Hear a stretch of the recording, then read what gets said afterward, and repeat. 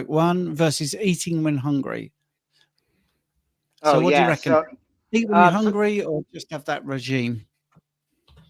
so I think she's asking 1 meal a day versus intuitive eating, which is better for Yes, yeah, that's it. Yep. for muscle growth. Okay, yeah, definitely intuitive eating. If especially if your goal is to build muscle, you can build muscle on 1 meal a day.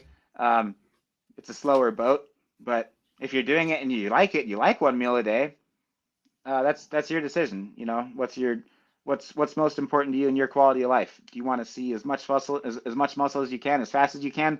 Yeah, then spread those meals out throughout the day for sure. Um, are you one of those people that just loves intermittent fasting and you're like, you know what? I don't know. I kind of feel like I would like to have a little more muscle mass. Keep doing 1 meal a day and just push yourself harder in the gym. Eat to satiety during that 1 hour eating window. So eat as much protein as you can first until protein sounds gross, and like not highly palatable protein like protein bars or Quest bars, but like actual real protein like from red meat. And then eat as much fat from either dairy or other animal sources until that doesn't taste good anymore either. And you should be able to build muscle just fine doing that. And if not, then push the envelope a little bit. Okay, you get full eating beef, eat a couple more spoonfuls of it. You get full eating butter, eat a couple more spoonfuls of it. Yeah, I think you're right with the 1 meal a day regime, which a lot of people do promote, and I get it. I've done it, and it is good. If you're building muscle, it is difficult to get enough protein in. That's not because there's studies saying you can't assimilate it, you can't absorb it, because that's all tosh. You can easily do 100 grams of protein in one sitting and absorb it. That's been proven. But I just don't like eating that I huge prove that every volume. day. Sorry, go ahead.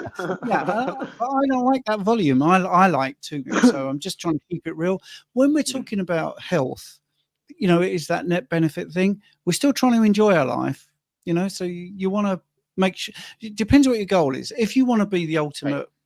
ultimate bodybuilder and nothing else matters, then you do it 100% exactly what you need to do. But if you're just somebody that wants to look good on the beach, wants to have friends, doesn't want to be too stressed about it, then I think eating intuitively is much better for you, because it just gives you more flexibility. But anyway, I'm padding out because I'm still waiting for Jake to sit down. I don't want to put a picture of his chair on, so we'll just wait for Jake to get onto his camera. But Colt, is there any way you could just wrap up your section to say where we can meet you and how Yeah, people can get in definitely. touch? Most let's see. I depends what kind of content you're how you like to read your content or listen to it rather. So I'm pretty much everywhere. Instagram, Colt Milton. That is COLTMILTON. I do a weekly newsletter. Just what I've been learning throughout the week, athlete highlights. I just kind of type up something motivational. So admin@supersetyourlife.com. Supersetyourlife.com is my website, and Carnivore Coaches Corner is our podcast. Richard and I co-host that, and that's available on Apple Podcasts, Spotify, and everywhere else. Excellent. So just got a flash of a really good T-shirt there, and it's Jake. So Richard, do you want to introduce these guys? Because I don't know Jake. I've never met Jake. Colt, pleasure as always, my man. Do you know Jake? Oh, do I know Jake? Hey, Yeah, he sold me on the lion diet. What's up, man? Good to see you, man. Good, dude. Yeah, we just got a question about the lion diet, and I was like, oh, just stop listening to me. Wait till Jake gets on for sure. Awesome, man. It's good to see you. Good to see you. Good to see you too, dude. Awesome. Jake, how are we doing, my man? Pleasure to get you thanks, on. Boys. Thanks for having me. You guys recovered okay from the thrillers you've been having in Germany with the Euros?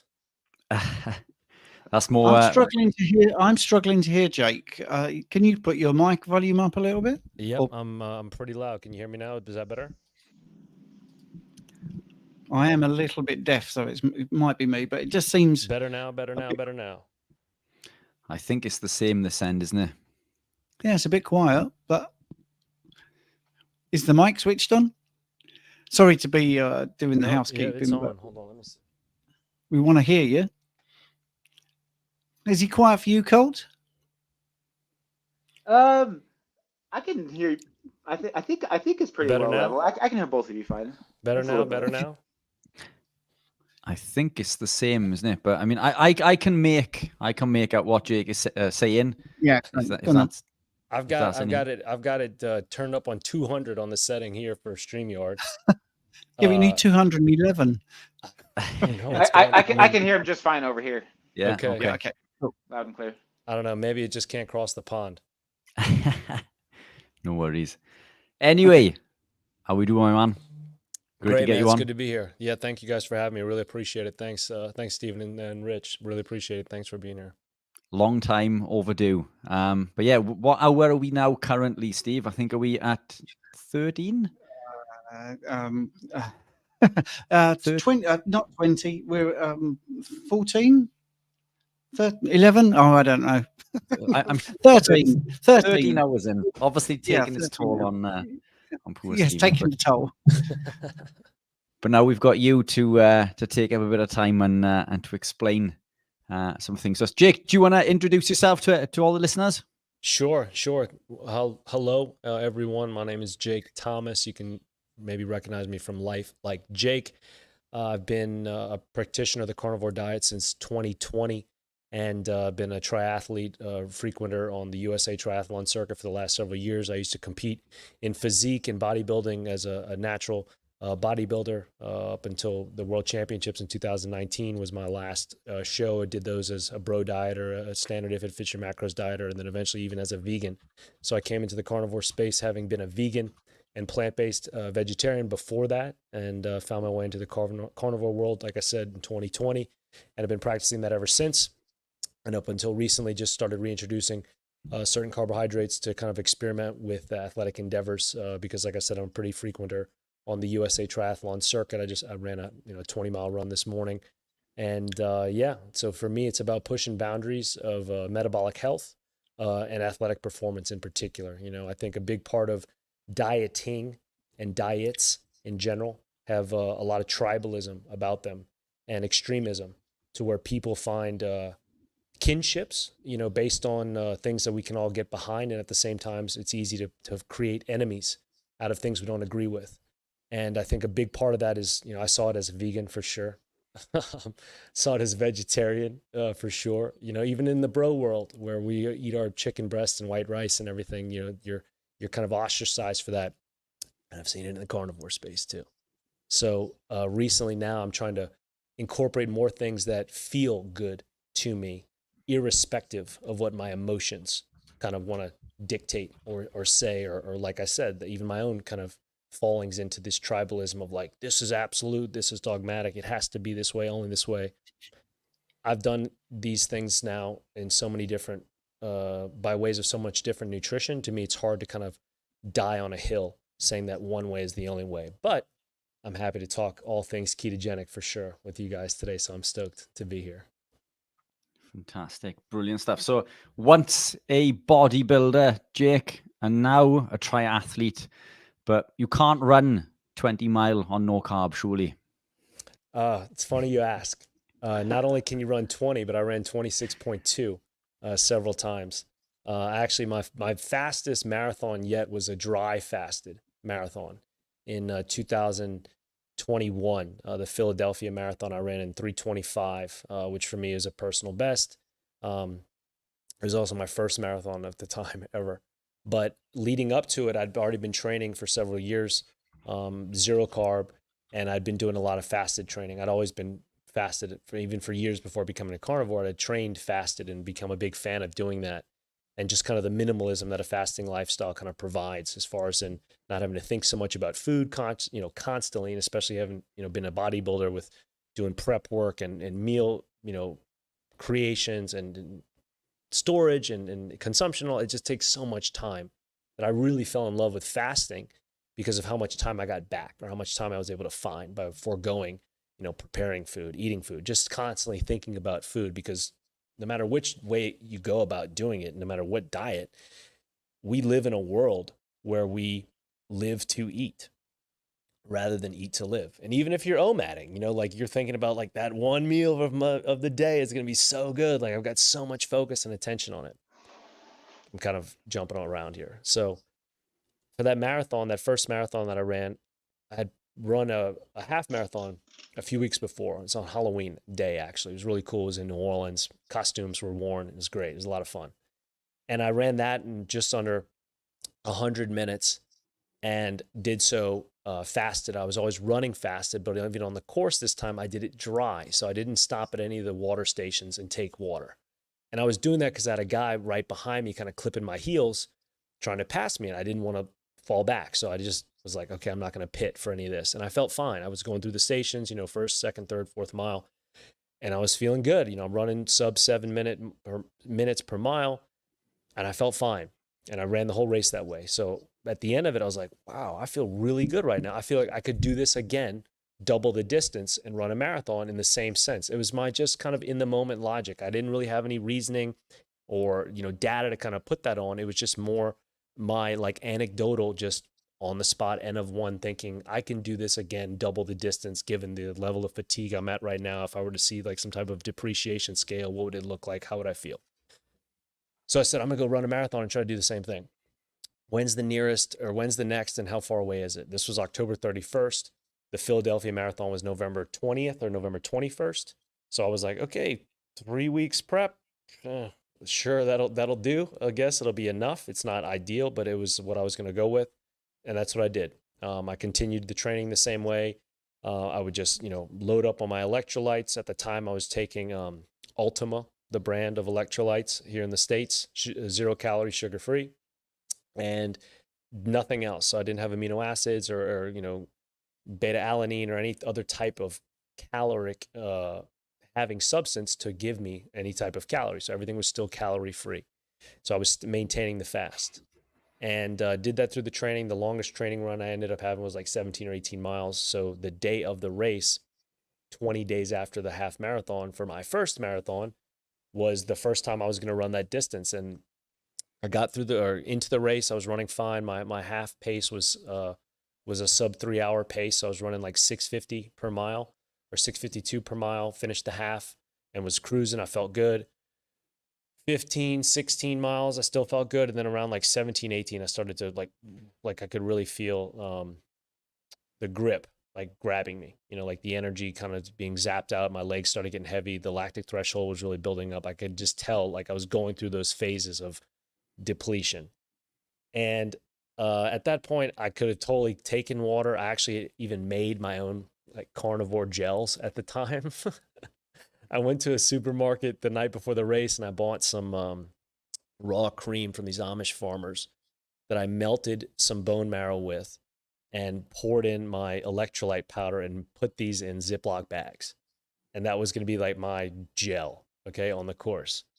Now, granted, the absorption rate of that would not be like anything fast acting with a simple sugar or simple carbohydrate would. But in my mind, it was like, hey, this is me at least trying to maintain this carnivore, I don't want to call it restriction, but just adherence, right? Adhering to this carnivore world. And so I had these little gel packets on me, but I didn't use them. And like I said, around that 18-mile mark, I was like, man, I could really go for one of those right now. But I was like, I haven't drank in water yet. It's only a few more miles to go. Like, just barrel through it. Why not? And so I did. My performance suffered for it. I slowed down to probably like, I think like an 8:30 per mile, 8:30 minute per mile, excuse me, pace, and ended up finishing at like 3:25. It would have been great to run it under 3 hours. I still know I believe I can do that. I will do that. I just haven't done it yet because to prep and train and to train for that is intense. Like anybody that knows the marathon, when you go under 4 hours, awesome. Under 3:30, awesome. When you go under 3, you're really stepping into that, you know, elite world of pace. And it's like a bodybuilding show. It's like, you know, you want to look like that and be on stage and show that physique and have that, but you know the amount of work that's involved with it. So for me to go after that sub 3 time, it's just like, you know, every training run has to be intense. You really have to push the pace and really have to you really have to want to do that. And I just don't right now. So if and when that'll happen, I'm not sure yet, but as it stands now, yes, to answer your question, you can 100% race and run. And, you know, I've done half Ironman with zero food and just water. I've done multiple Olympic distance wet fasted and dry fasted, multiple sprint distance, wet fasted and dry fasted. And I've won the majority of those races that I've participated in, either top of my age group or just raced overall. So do we want carbs and do we like carbs? Totally. Want and like. Need is a very different word.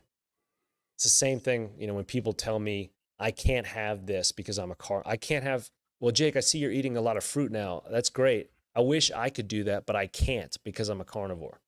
No. You can, as a human being, do that. You 100% are able. You have the physical ability to do so. You are choosing not to. Big difference. Oh, I'd love to do that, Jake, but I can't eat meat because I'm a vegan. No. Again, you as a human being, barring less than 1% of people, maybe I'll give you that. But for the other 99.9% repeating of you, you can. You're choosing to abstain. So there's a big difference between liking carbs and wanting carbs and needing carbs.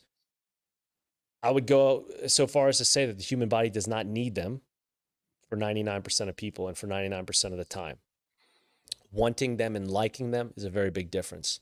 And then kind of where I'm starting to really get onto an island now in my new phase of exploration is that carbohydrates are really only necessary for athletes in use. Otherwise, I would say the majority of people out there don't need them. Want them and like them 100%. But if, I could tell someone a great tip for their own health and ideal body composition. If you're not using carbs, you shouldn't consume carbs.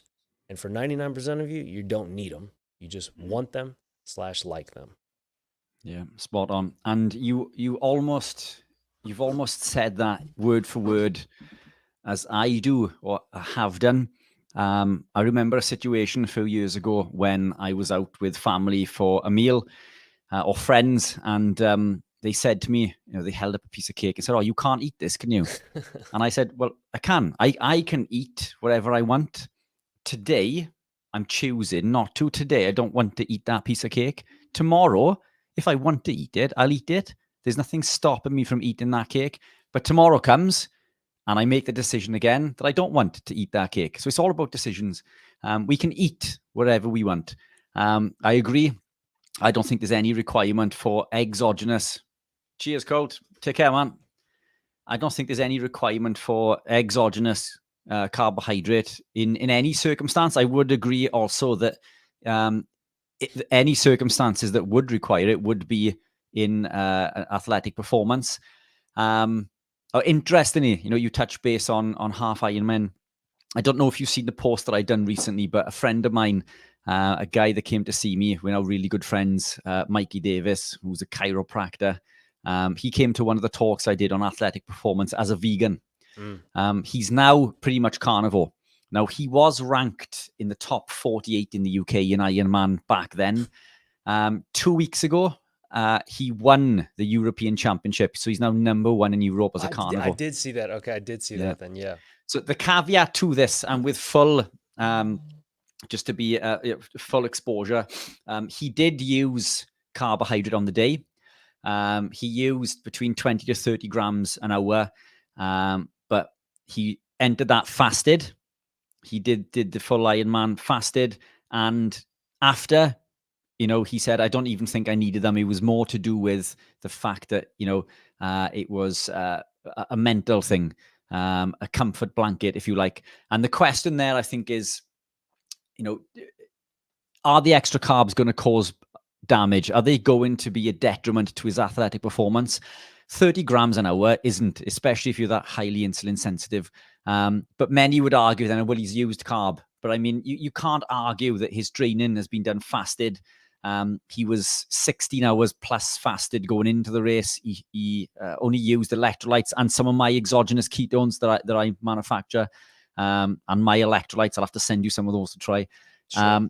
But he won this race. He's number one in Europe, and he is a carnivore. But I think next time I'd like to see less carb used. If that were possible, just to see. He recently competed in another triathlon last week, which he won a local one comfortably. And I'm assuming that he didn't use any carb for that. I haven't had a chance to meet up with him because I've been busy working. But, you know, it's coming back to what you said about the marathon. Not only can you run a marathon, but you can. This guy has competed in Ironman. You know, he's got a sub 10 hour Ironman, I think, and we're on a journey to do a sub 9 hour in Kona. So it's Project Sub 9, we've called it. Whether that's possible, who knows? But aim for the stars.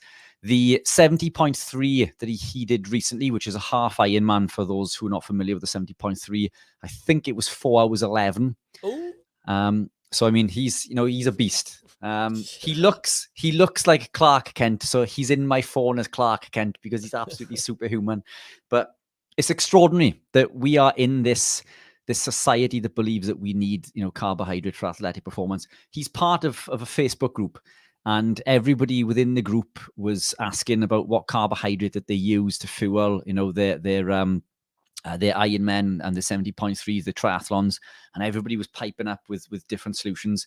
And he popped in and just said, you know, I don't use any. And people sent him laughing emojis, and it's like, how can you laugh at that? He's number one in Europe. You know, you can't discredit that. But people, I think, and it comes back to what you said, want and need are two different things. People don't want to be told. They don't want to acknowledge the fact that you don't need carb. They're addicted to it. It's sugar addiction. And the thought of them reducing, restricting, or removing said drug puts the fear of God into them. And I genuinely think that most of these people see all of the things that you achieve. You know, I'm new to this world of athletic performance. I've only last year I began running and cycling, so I'm yet to do an Ironman. I did run my fastest half 2 or 3 weeks ago. That was 1 hour. Yeah, it was. I'll be honest, I didn't get the time that I wanted. I came in at 1 hour 26, but I should have achieved a 1:22. But still not too shabby considering I'm fairly new to running. But the sub 3 hour is a goal of mine as well at some point. When I commit to that, who knows? But yeah, it's incredible to listen and to get your advice and your experience in regards to living a lifestyle without excess carbohydrate, if not no carbohydrate. And we've got some questions there for you. Steve, do you want to jump in? Oh, you still muted, Steve? Yeah, I was letting you host, actually, Richard. You're doing so good, mate. Jake, what motivated you to become a vegan before you did the smart thing and went carnivore? Great question.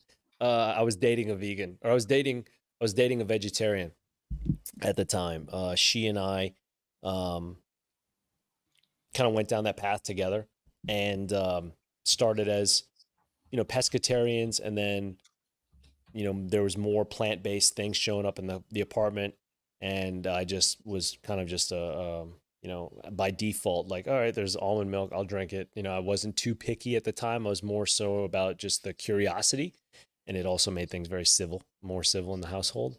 So I just went with it.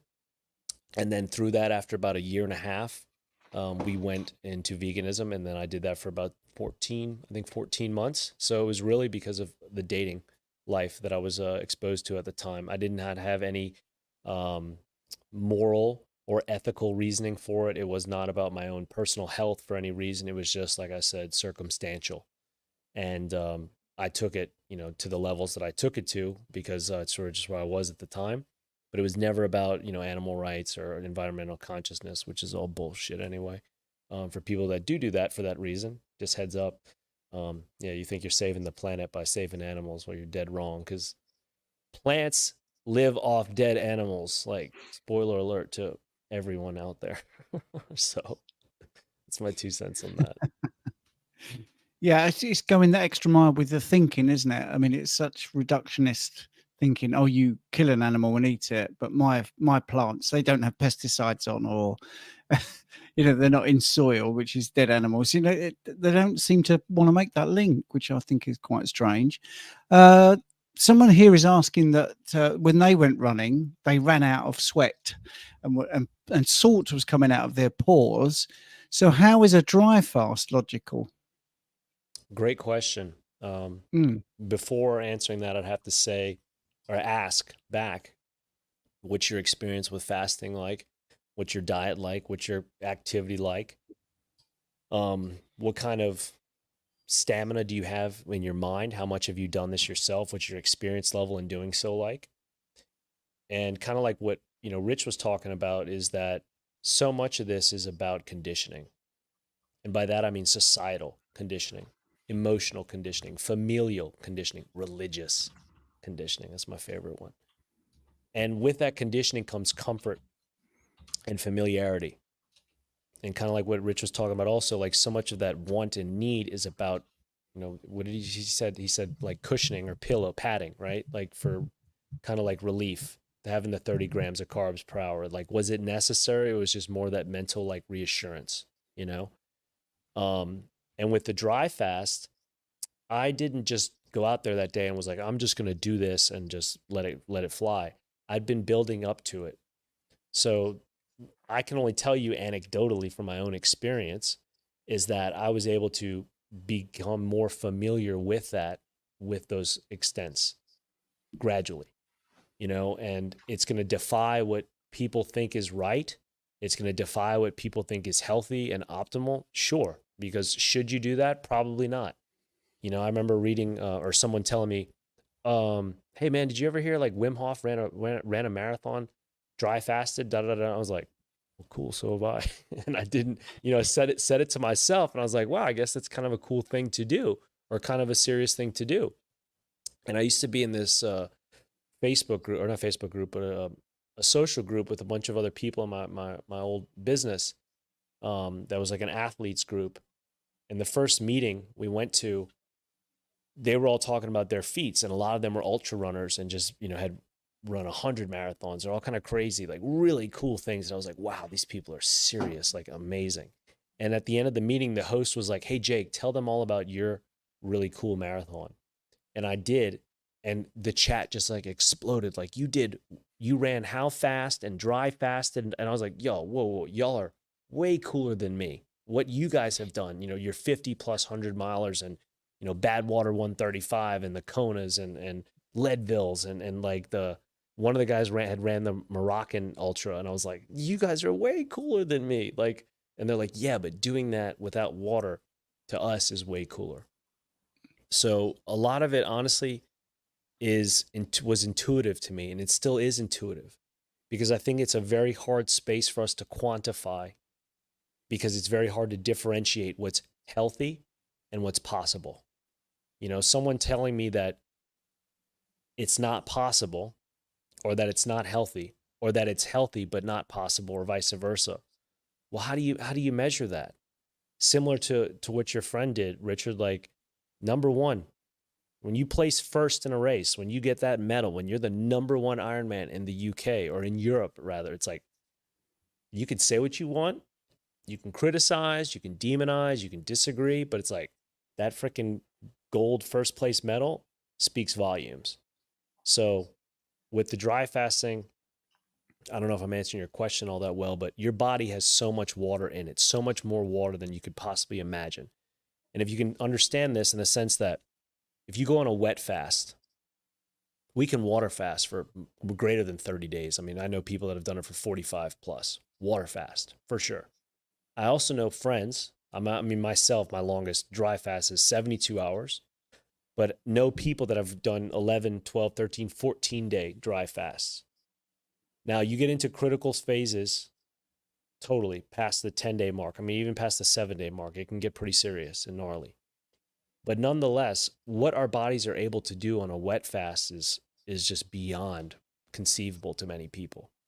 But at the same time, we still have a lot of water in us that we can go for a prolonged, and by prolonged, I mean longer than a marathon, longer than a 4,000 or 5,000 calorie burn venture, to where your body will squeeze and metabolize and find water in so many places that the first thing I notice is that you don't have to pee, because your body is drinking it. Your body is all of a sudden you're like, wow, I don't have to pee. This is crazy. I had like a ton of water before the race. It's like, yeah, because your body is. And then on top of that, all that salt and that's coming out of you, or salt that's coming out of you, it's not necessarily that it's pure salt coming out of you. It's just that your body is drying it off so quickly because it's probably excising the moisture and then immediately retracting it. So you probably get a little bit of like chafing and like chalky or ashiness on you just from water going out and water coming right back in. So that's what I'd probably answer to that about. But more than anything, I would say it's just about building that familiarity, because it is very uncomfortable because it's foreign. And how do you make something that's foreign less uncomfortable? You make it familiar, and you have to make it more familiar, more often, more and more often, not just once, not just, a couple of times, but it's like to where it becomes the way almost. And then when you do have water, you're like, well, this is kind of weird. And then now, you're in the space where the uncomfortable has now become comfortable. Yeah. I mean, Andy is following that up with, I am brainwashed into thinking a few days without water will mean death. Hey, Andy, that is a really common thing I've heard. 3 days. 3 days is a real common number. But then when you look into sort of, away from this space, if you just look at people that have been in accidents or they've crash landed somewhere in deserts, they've lasted 2 weeks. And these are not athletes. These are people who've been in an accident, so that they're pretty stressed and they have very little hope. So this is a terrible situation. And yet they're able to cope for, 2 weeks, not knowing they're ever going to be found. So, yeah, you can last more than 3 days, but don't feel bad, Andy, because as soon as I started doing this 15 years ago, I'm really getting into it. I believed everything. I thought you had to eat 3 times a day. I really did. And you couldn't fast. That was ridiculous. I mean, you're not even talking about dry fasting. I'm talking about fasting. Because when I did my advanced personal trainer certificate, I actually mentioned fasting in the room and got laughed at. Oh, you've got to eat. You've got to eat. So, don't worry. We've all been there. But this is what the point of the 24-hour live stream is. We get all these different guests and different opinions, different experience, and then you can learn, and they will share stuff, and they will probably learn stuff themselves from other guests. It's a good thing. Any comments about baseball players and carnivore? Seems like a miracle for runners. But what about for baseball players? Good question. And also to Andy, I was right there with you, man. I thought for sure not having water for a day, I'd be dead, But one of the kind of really cool things that happens when you dry fast is you realize how much you are drawn to water out of habit and out of need, both, right? Obviously we need it, but so much of it is just habitual. Like how many times do you get up and go to the water fountain, or how many times do you take a sip? And when you abstain, you really notice how much you do, and how much exactly, how often you would touch your face or your mouth, or just holding something, being engaged, essentially consuming. So it really goes into this mental and emotional delve into consumption and this just hyper amount of consumerism that we all are subjected to, even with water, even with our water, this absolute natural critical element of life that we just, like everything else in the modern world, overconsume, I would say. And so when you omit that, you realize like even this precious thing that I need, wow, I can be over consuming it. And so when you, like I said, don't do it for a little bit, it's just this whole, rabbit hole that you fall into. But as far as in baseball players and being carnivore, I would say any athlete can benefit from it. I would say any human for that matter. I have yet to really see a person not benefit from a strict carnivore diet. 95% of people probably can benefit from it. Don't get me wrong. There are definitely some crippling and gripping chronic autoimmune issues that you can throw everything at the kitchen sink at, that unfortunately still are going to be resistant and intolerant of a strict carnivore diet. And it's tough to watch, people with intense SIRS, especially, like not everybody with SIRS can benefit from a carnivore diet. Not everybody with some type of AMS or SMA can benefit from a carnivore diet. Have people? Yes. But does every single person? I haven't seen absolutism in regards to it, because I've seen people try and struggle and even fail, or not, I won't say fail, but not find the success they wanted out of it, and needing other types of supplementation and nutrition to kind of keep them balanced and feeling okay. But as far as athletes, I think it's a super hack as an athlete, because number one, you're not having to go to the food well all the time like everybody else is. You're able to focus on your craft. That's the key, right? Like you're literally able to focus more on your craft. And in athletics, it's all about looking for the edge. You're always looking for the edge as a competitor. This is why athletes use, PEDs, because they're looking for the edge, because the edge means the difference in a paycheck. It means the difference in a signing bonus. It means the difference in my kids going to better schools, or our retirement being longer. Like all this stuff, my performance equating to not just my own successes, but the successes of my family and immediate spheres of influence. So as an athlete, you're always looking for an edge.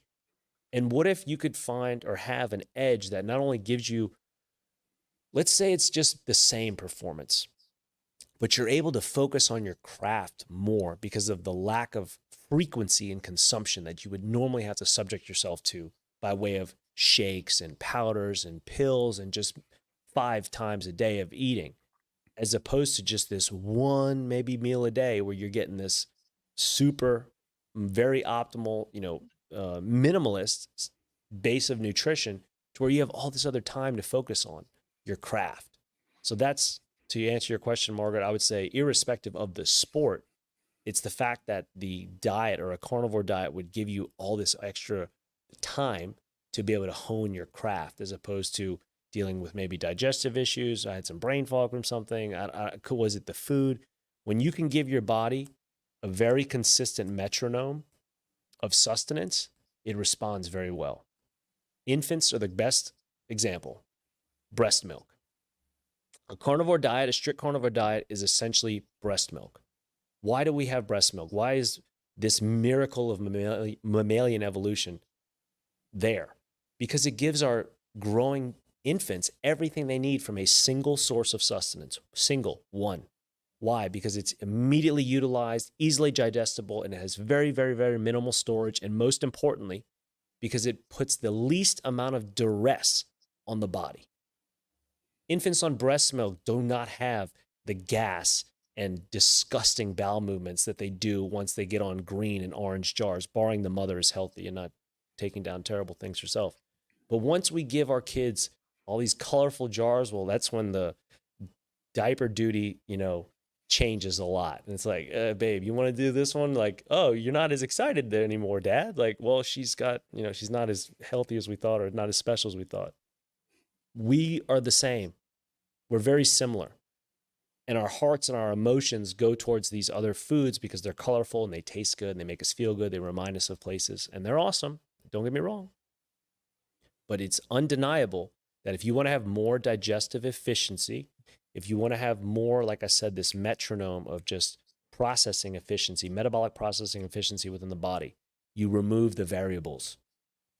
Many variables makes it very difficult for the body to deduce, okay, where do you go? Where do we store, use, or waste? Store, use, discard. Store, use, discard. And it's kind of constantly doing that depending on what's coming into. And then if it's all of a sudden, who's this? Where does this go? Store it. Who's this? I don't know. Put it over there.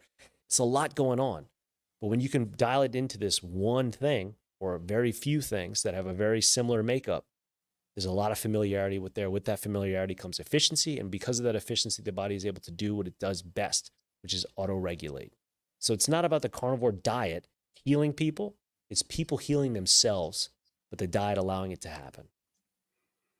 Yeah, it's a nice way you're talking, actually, and a few people are commenting on your mindset. I just want to add a little bit of a political slant on baseball players and professional players. Some players, if their team is sponsored by, for instance, corn, a fake protein manufacturer manufacturing protein from mushrooms, their top players might not even actually be allowed to go online and say, look, I'm having a steak. It might be part of what is happening if the whole soccer team is sponsored. I'm actually speaking from some inside knowledge. So when you're watching a professional athlete and they're coming off the pitch and they're sucking down some Lucozade, they might not be sucking down some Lucozade. Okay, so it's in a bottle that says Lucozade, and if they are in adverts which says, before my match, I'm going to tuck into this plate of plant material, that might not be actually what's happening. All right, so just too naive. Now there are some teams which are sponsored by people that have a big interest in animal products, and a lot of their players are carnivore. So it's out there. So we definitely know that top athletes, as Jake was saying, they're looking for margins, and I promise you, the management will want their players at the best they can be. They won't be saying, "Oh well, we're sponsored by corn, so they're not going to have steak." that will not happen. Not in a multi-million-pound sport. Anyway, yes, money talks. I'm sorry, it does. It does. That's the reality. But I've had a few people say that to me. I was trained many years ago in my rehab by some guys that were quite at the top of the Premier League. So anyway, let's get into the next question. Real quick too, Would you reckon to on- say, you know, there's the famous clip of Cristiano Ronaldo taking the press conference and pushing the bottle of Coca-Cola aside. It's genius, like an amazing move. Like he does it so like with disgust. He sits down, he's like, and just kicks it over. He's like, I don't drink this shit, you know. Yes. And of but course, it's true. the media were all over that, saying that was terrible, shouldn't do it. Yeah. But the real people were going, "Isn't that great?" Yeah, and he's again back to merit. You know, like you can say what you want about the guy, like him, hate him, you know, whatever, but it's like merit. His age to perform the way he does is like clearly something's working pretty well. Yeah, and Dr. Kilt's here, so it's nice that he's enjoying other people's content. It's really good. Your body makes water in the process of fat metabolism with ATP, CO2, and HTO production and making proteins. Yes, which is brilliant. Dr. Kiltz, love you, man. Good to see you. Good to hear from you. And Andy's saying he's loving having his brainwashing obliterated. Yeah, we don't like anyone that's been brainwashed. So It's never ending. It's never ending. And for most of us, like you said, you talked about, 15 years ago, you started, Stephen, and even for myself or Rich, with you, think about how old we are and how much brainwashing, grainwashing, or conditioning, 10, 20, 30, 40, 50, 60, whatever plus years. I use the metaphor of like turning a battleship around, to turn a battleship about its axis and go 180 degrees in the opposite direction. We're talking square miles to turn that thing. Square miles. We got to go, all ahead stop first, and then we're going to go hard to starboard or port, whatever, and then we're going to have to try to, change axis to go there. But it's a lot of momentum that has to come to a slow first and then gauge into that starboard turn. And it just takes a lot of time. And that's what, I think it's very difficult for a lot of us to conceptualize. It's not going to be a light switch because you're going to be arguing with everything from your upbringing, from what you grew up around, what kind of culture you come from, your religion. Like that's going to be a big hurdle for a lot of people because your feelings are going to tell you everything and your emotions are going to try to argue with them. But if you can in the moment realize that feeling is understanding, everything else is an afterthought. Absolutely. It's brilliant. I like this question from Nick. It's funny how people focus on that period of time when you were vegan. But anyway, did eating that way, vegan, for 14 months adversely affect your health in any way? And if so, what were the symptoms? Definitely. Great question.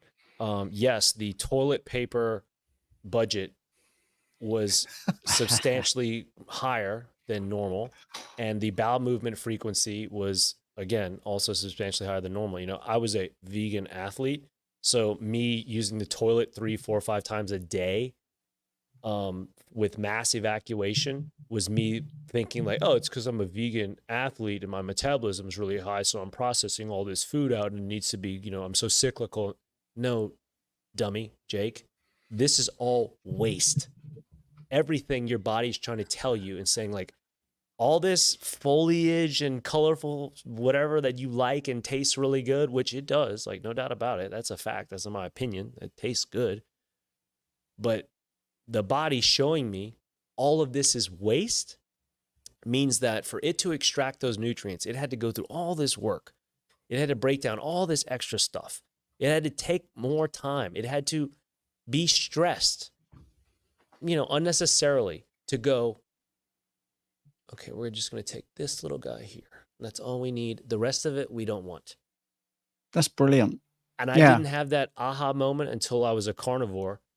and of which I've gone up to like 11 days without a bowel movement, or 12, I forget. And people are like, dude, that's crazy. You're sick. That I'm like, I mean, for me to go 4 or 5 days a week without one, totally normal. And that happened within the first 30 days on the diet. And I was like, what's going on here? I was like, it's because I'm totally absorbing all of it. There is no discard. This is total utilization. And then it was my, like, thinking about when my godchild was born and changing her diapers. And again, it was like, you know, when our kids are just on breast milk, they have like these little ghost poops, and it doesn't smell the same as, you know, differently in life. I know we're talking a lot about poop. People are probably like, God, what is this guy in the poop? It's a great sign. It's a great communicator. It's a great, clear indication of the body state and health of what's going on. And that for me was, like I said, a big aha moment. And so, yes, adverse health effects, too much pooping and too much money on toilet paper. Brilliant. Now we've got a sort of surprise guest who's popped in. Do you know man. Robert? Yeah. What's up? What's up? Yeah, I'm not in my normal studio, but I'm at the house, so I'm glad I could pop in now. Good to So see you, just man. for the audio people, Robert Sykes, Keto Savage, has popped in. We booked everyone for 45 minutes. Jake's done brilliant 45 minutes, but I thought it would be nice to get these wonderful people together to see if they can have a little bit of banter. So, Robert, yeah, how do you know Jake then? Jake and I, we're actually just on. I was on your podcast last week, but we've known each other. You've been on my podcast twice. We've known each other for 3 years now, 4 years now. Yeah. He was one of my clients at one point, and then we met for the first time in person at KetoCon a few weeks back. So just a big family reunion right here. Yeah. And I've been a fan of Rob's ever since I heard about him. His book, Ketogenic Bodybuilding, is, I'd say, one of the top, if not the, in this space, and somebody that I've looked to as just being very knowledgeable and consistent with his message and what he knows about, especially ketogenic bodybuilding. It's top-notch stuff.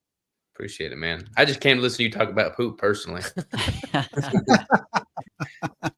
Well, I want to say you can relate. This, right? A recent father too, you know, can relate, right? Like what breast milk, stools, and bowel movements are like compared to when different things get added, and like you see it in the rashes and the irritation and the changing of like what kind of swaddling and whatnot needs to be done.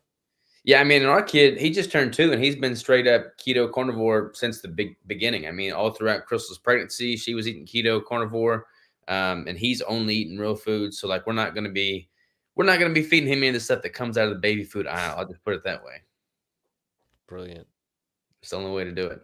None of the vegetable oil soaked dry formula and pre-made synthetic baby formula, No. right? We're gonna have dinner here in a little bit, and he's gonna be gnawing on some beef ribs that I smoked today. So real food all the way. Beautiful.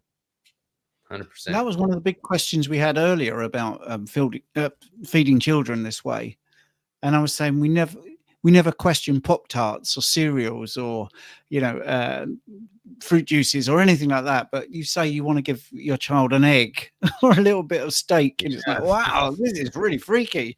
How is that freaky? It's weird too, because like now that we have a kid, we'll go to places where other kids are at, and like they've all got snacks. Like they can't go 20 minutes without being, you know, shoved a handful of Cheerios or Goldfish or something that's not even food in my book. But it's like so far removed from what they're designed to function on. I mean, and he's super inquisitive, very intuitive, very smart. I mean, every parent probably says it about their kid. They're all probably biased. But like he doesn't have a lot of the issues that I see a lot of kids having that eat, you know, the questionable food items that are typical in, you know, their diet at that age. So I think, you know, feeding the right stuff from the get-go is 100% the way to go. Yeah. Absolutely. And I'm going to plug your keto bricks as well, which are a genius thing. Oh, yeah, Last year on this 24-hour live stream, I had them as my secret crutch of food. But I mean, I showed people I was having keto bricks. And this year, I forgot to get some. And within 6 hours, I was like, oh, biggest mistake of my life. I dropped the ball. I should have sent you some proactively. I ate one earlier. Speaking of food that kids eat, he eats a whole bunch of them.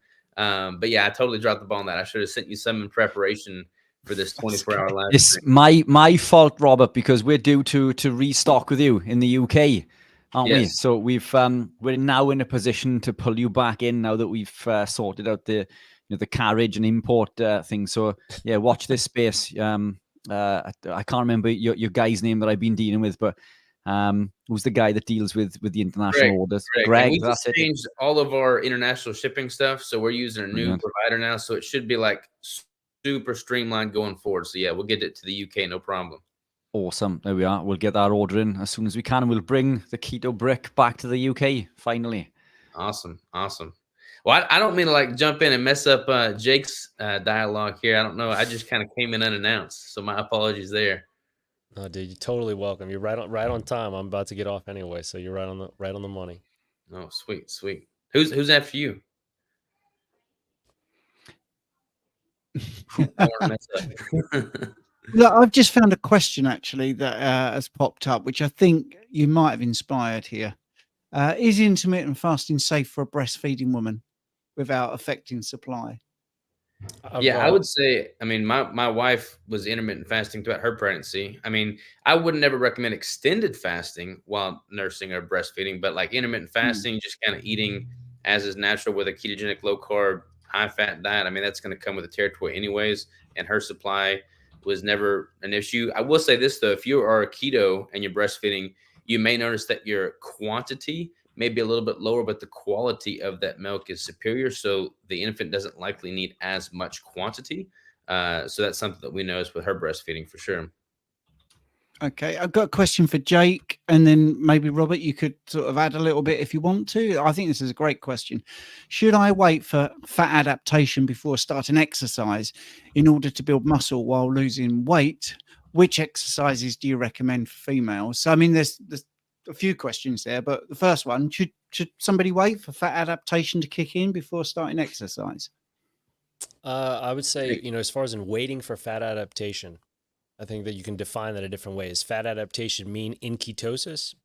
Some people would say yes. I wouldn't say not necessarily, because you can get into ketosis quite easily and not necessarily be fat adapted because you don't actually have familiarity with it.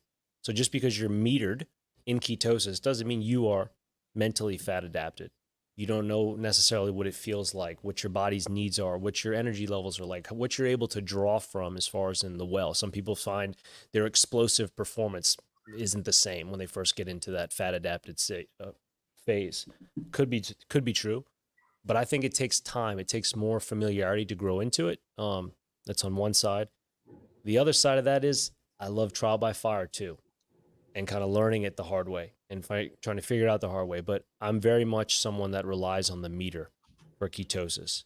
And I would say to the majority of keto dieters, and by majority, I would say greater than, I think 90% of keto dieters are never actually in ketosis. They find success through removing processed foods and, simple and complex carbohydrates and sugars. Sure. But actually being into ketosis and having it digitally verified and then being able to kind of understand your own fat adaptation is a much different question. And as far as in building muscle, I mean, you got the keynote authority in the world to be able to tell you all about that for sure right here. I pretty much just echo what you said. I feel like I'm a more of a rip the Band-Aid off kind of guy as well, So like if you're not yet fat adapted, you remove carbohydrates, you're going to be registering ketones relatively quickly. Now you may experience a dip in physical performance. Like if you've got a, set proxy for strength markers and endurance markers, you may see that decline as you adopt a ketogenic diet, but I would not wait for fat adaptation before, training. I would just expect a slight decline in the beginning. You're going to notice the cognitive benefits relatively soon. You're going to notice the probably a reduction in inflammation relatively soon. You may notice it takes 6 months or better to kind of hit the same numbers from a performance marker that you were with carbohydrates, but I would not postpone training until you've become fully fat adapted, because training as you become fat adapted is going to improve the efficiency at becoming fat adapted. And then from a what exercises do I recommend for female standpoint, honestly, the same things that work for guys. Like we're all the same species. There doesn't need to be this massive disparity between the types of movements for males or females. Like a squat is going to work well for both males and females. Just going back to the basics, primary compound movements, you can't go wrong there. Implementing progressive overload, training with intensity, giving your body ample time to recovery. Make sure that you're consuming enough protein and calories to build lean tissue is key, but all those rules are going to apply regardless of your sex. And ladies, the hip thrust is not the answer to all your missing physique questions in the gym, by the way. I do love Just the wanna hip clear thrust, that though. According to the internet, I'm an elite thruster. Yeah, just to jump in And there, I think, I'd echo some of that. I think there's a delay your end, Steve, isn't there? Ever so slightly. no, I'm just tired. slow. My brain's got the delay, I think. All I wanted to say, Rich, was and I was actually going to address this at you, and I'm going to be a bit more basic than the guys. You know, if someone came to me as a coach and said, I want to start exercising, and I said, okay, let's wait till August. You know, that's not good. That's raining on their parade. If someone says, I want to start exercising, when's best, now or next month? I'll be like, let's do it now. Let's get you moving. Because I think once you're in a mindset of starting to exercise, that sounds like someone has never exercised before. So you don't want to give them reasons to not do it. I would just grab them and just get something done, just to get them into that habit while they're actually asking you. That's one thing I would say anyway. Yeah, I agree. And just to add to that, I mean, it's, you know, differences in terminology in regards to fat adaptation. We, as a species, we are fat adapted. It's just coming back to that natural state. But I think where people confuse it is that keto adaptation, where we have the ability to utilize beta hydroxybutyrate at a higher rate, which does take time and it's different for everybody. But we can do that through training. High intensity training will upregulate the monocarboxylate transporters and our utilization of beta hydroxybutyrate through BDHA, Cat and Scott. So I would say jump straight in. Intense training, HIIT type training is the best initially to upregulate those pathways and enzymes. And as we've mentioned a few times over the last, I think, we're on 14 hours now currently. So the brain's starting to waver a little bit. I'm sure we've mentioned it once or twice. The monocarboxylate transporters are the same pathway that utilize hormones. So it's a net gain all round. But certainly you shouldn't be putting off training. And I think as Robert said there, training will upregulate those systems and pathways. But in regards to adaptation, it can take an awful long time to be keto adapted, because initially we waste many of the ketones as acetoacetate and acetone. So it does take time to upregulate our body's ability to produce and utilize beta hydroxybutyrate efficiently, but no reason to put training off. I will say this, though. I've got some people that come to me and they're not yet following a ketogenic carnivore low carb diet, and they want to go straight into keto and also start reducing calories and dip into a deficit. I do think there's benefit to staying at a maintenance or slight surplus for that 6 month span. Oh, definitely. Yeah. While you get adapted, and then start going into a deficit, because when you're in a deficit, simply training hard is one of the single best things you can do to preserve the tissue, the lean tissue you've got. And if you're going to expect a dip in performance when you first adopt a ketogenic diet, it makes more sense in my mind to not do a deficit with it for the first 6 months. So let yourself become fat adapted. Then once that baseline's been established and your performance markers are back up to they were at baseline, then you can start dropping those calories and focus more on losing lean or fat tissue while preserving lean tissue. Yeah, I completely agree. And coming back to what Jake mentioned earlier, and I've lost my trail of thought now. That's what 14 hours does. It was on the tip of my tongue. I agree. I think through making healthy decisions, and that's what it was, by default, removing the grains, the vegetable seed oils, the processed foods, and being in that maintenance or even a surplus state, we can still lose that weight initially, because we're blocking that inflammation just by removing the grains. The losing that interaction between the lectins, wheat germ agglutinin, binding to the insulin receptor could allow us to lose weight, even though we're consuming, and we're going to use the term calorie, but excess amount. We can still lose weight, build muscle, and adapt into the lifestyle comfortably. We don't have to be in that severe deficit, and that's a common mistake I think many people make when they gravitate into the lifestyle. It's all about weight loss, and weight loss comes secondary. We lose weight when we become healthy, and it's not the other way around. The weight loss is a side effect, if you like, of being metabolically healthy. And first and foremost, those are the things that we need to address. Get the diet right, and by diet I mean nutrition. and everything else will follow. And I love this question. I mean, this is probably Jake Street particularly. I've heard about eating when hungry and until satisfied. Are you guys still eating at, inverted commas, meal times? Which is a great question, I think. Yeah, love Jake? that. Love that question. And I've been for the last probably 5 years now, for the majority, eating like once a day, one meal a day. I did that even bodybuilding. I would fast and train fasted bodybuilding, and then still consume calories and macros in a single meal per day sitting. Is that optimal? Could argue it. Could it be better otherwise and broken down? Could argue it. But I would say grossly, and for 99% of people, like if you're eating to satiety, it's going to be the best thing for you. Is intuitive eating versus macro nutrient adherent eating one better than the other? I think if you're not disciplined enough to eat intuitively, or you don't have enough understanding with your body's needs when it means and says it's hungry, and being able to understand what your hormones are telling you in the form of hunger versus satiety, then you should use macros to eat with, because trying to eat intuitively can become a very slippery slope very fast for many people. Snacking is another big one.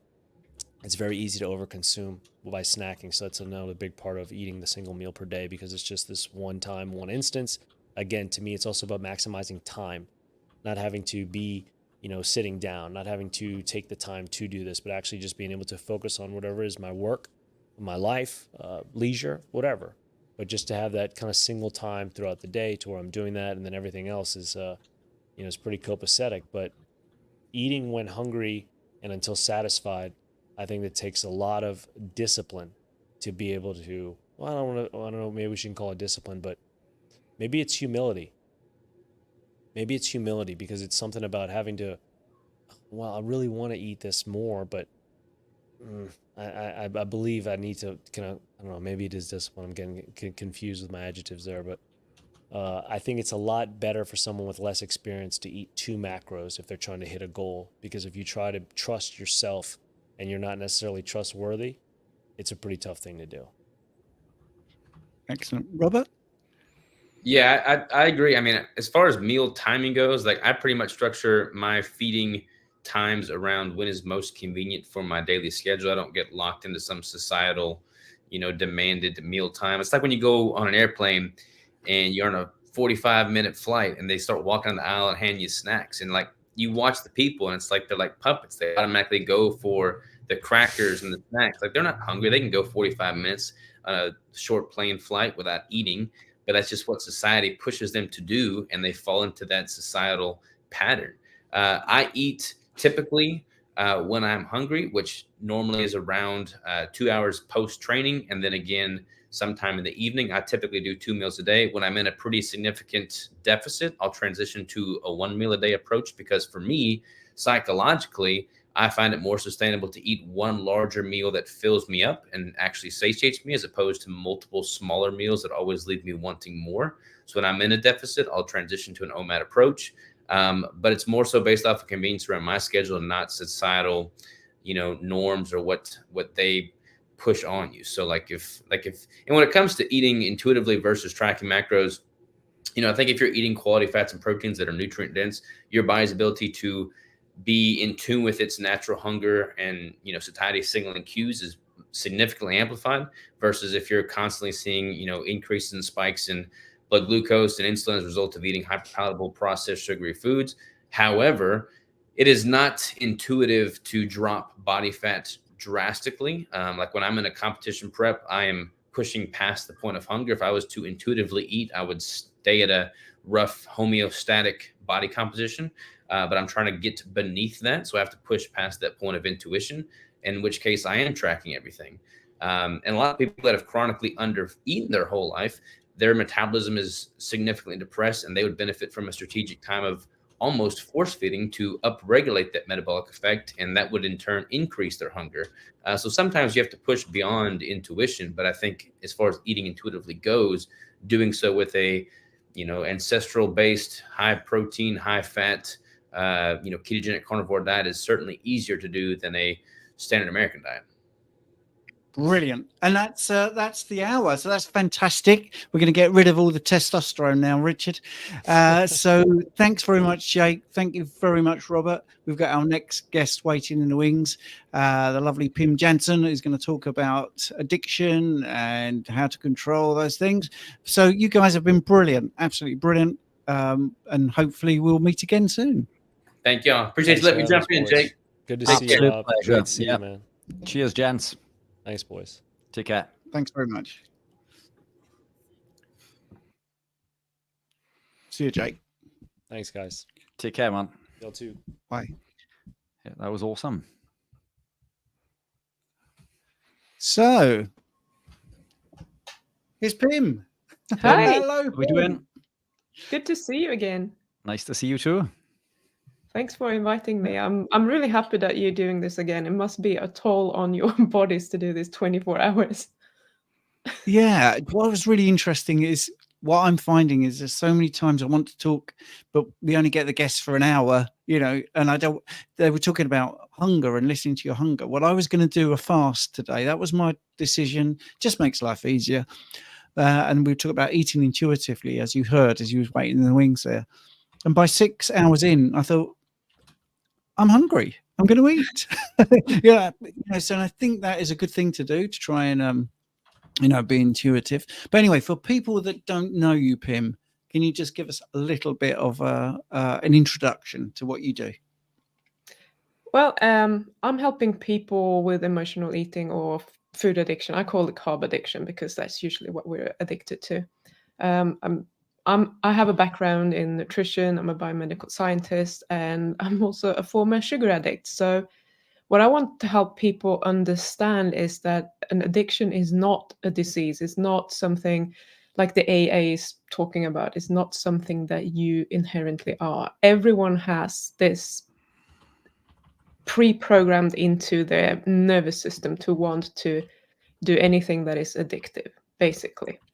So what we can do is we can actually change that by rewiring the nervous system, rewiring how we are thinking about cravings and these foods. So we don't actually have to live with an active addiction our whole lives. However, it's possible to go back and restart an addiction. But I am all for living with non-abstinent recovery, if you want to call it recovery. So that's kind of my message, is that you don't have to fear these foods that you're addicted to right now. You can actually learn to become a moderator if that's what you want. And I mean, we can discuss the definition of moderation. I'm not talking about eating a little bit every day, but it's possible to have some of these foods at some times without falling back into the addictive behaviors. You see, now this is why you're on, because this is fascinating, because most people are one or the other, aren't they? So they're moderators or abstainers. But you're saying there's a halfway house? Is that what you're saying? Yes, but let me define that when I say that. I do think I lived several years with just eating sugar in moderation. So I was planning, sometimes it was maybe a couple of weeks apart, sometimes it was a month, more, maybe more. And going from being an addict to doing that it requires a lot of energy. It requires me to have a look at God, that's distracting. No singing. It required me to really go in with intention and be prepared to have cravings and deal with those cravings when that was done. Then I decided to, because I did this because I wasn't ready to completely give up sugar. But then I decided I'm going to have a whole year without sugar, see what happens when I'm eating sugar again. And this kind of paved the way for me not really wanting it. Now I have it, I don't even know, not very often. But if we go out for a meal, for example, which happens a few times per year, I'm just eating whatever's on the menu. And I'm not even thinking about it. It doesn't create any cravings. It doesn't make me fall back into any bad habits or addictive behaviors. I just don't sit and do it at home all the time. So that's what I mean with moderating. You can do it every now and then, but I think it's too much work to do it every week. You can learn to do that, but I don't think it's worth the effort. Cool. Now, I'm sorry I put that up there. I thought you needed a smile. So what's this about singing then? What's that about? Oh Why are my people saying goodness. no singing? It's about, I'm usually on Bodcase live streams on our Sundays, most people's Saturdays, and he Mhm. likes to sing. And sometimes he sings in B flat, which my eardrums are very sensitive to, and that really hurts my ears. So it kind of comes from that, and being a reference to a phrase in the Quest for the Holy Grail. I think they say no singing. So that's become a thing that all his followers know about. And as soon as they see me, that comes up. Right. Okay. Good. I won't be singing because I've done my voice in shouting at But- the television over a bunch of soccer players. So here we go. Okay. I like this question actually. I've never heard this question. This is something I've never heard. So Jay is asking, Pim, do you think that people can develop carb allergies? I've always felt that throughout my life. I have never heard that question